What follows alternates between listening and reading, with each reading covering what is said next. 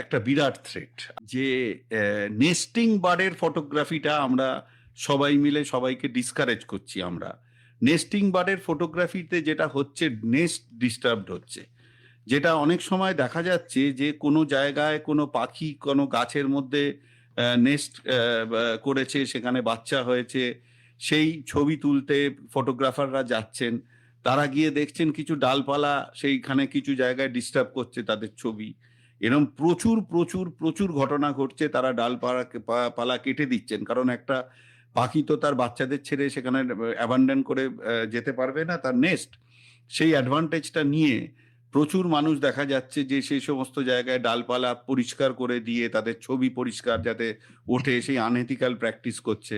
আরেকটা খুব সাংঘাতিক বাজে জিনিস হয়েছে, চলছে যেটা বাজারে, সেটা হচ্ছে পাখির কল চালিয়ে পাখির ডাককে মোবাইলে ব্লুটুথ স্পিকারে প্লে করে সেই পাখিকে বের করে আনা। সেই ডাক শুনে তখন সেই পাখি যখন রেসপন্ড করছে, সে ঝোপ থেকে বেরিয়ে আসছে বা কোনো ডাল থেকে নিচের ডালে নেমে আসছে, তাকে ওই ফলস কল চালিয়ে তাকে কাছে এনে তার ছবি তোলা, বা পাখি দেখার নাম করে নিজেদের পাখি দেখার রেকর্ডকে বাড়ানোর জন্য সেই ধরনের ফেক কল চালানো। যেটা আমরা জামতারা যেরম ভাবে আমাদের চিট করে জামতারা গ্যাং, তারাও কিন্তু সেইভাবে চিট করে পাখিকে, তারাও জামতারা গ্যাংয়ের থেকে কোনো অংশে কম নন যারা এই ধরনের কাজ করছেন।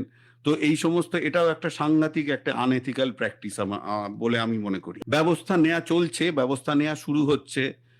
সম্প্রতি উত্তরাখণ্ড ফরেস্ট ডিপার্টমেন্ট একটা এরকম আইন করেছেন এবং সেটাকে ওনারা ইমপ্লিমেন্ট করার চেষ্টা করছেন। যে প্রথম কথা হচ্ছে এই ধরনের control situation, bird call play করা এইভাবে যাতে না করা, বা করলে সেটার আইনি ব্যবস্থা নেওয়া, তাদের জঙ্গল থেকে বের করে দেওয়ার ব্যবস্থা করা। আমরা নিজেরাও এক্সপিরিয়েন্স করেছি যে আমাদের কমপ্লেনের ভিত্তিতে উত্তরাখণ্ডে করবেট টাইগার রিজার্ভের ভেতর কল চালিয়ে কিছু লোক এই ধরনের পাখির ছবি তুলছিলেন। তাদের বিরুদ্ধে আমরা যখন কমপ্লেন করি, তাদের সঙ্গে সঙ্গে ফরেস্ট ডিপার্টমেন্ট তাদের ইন্টারসেপ্ট করে তাদের জঙ্গল থেকে বের করে দেয়, একটা হেভি ফাইন ইম্পোজ করা হয়।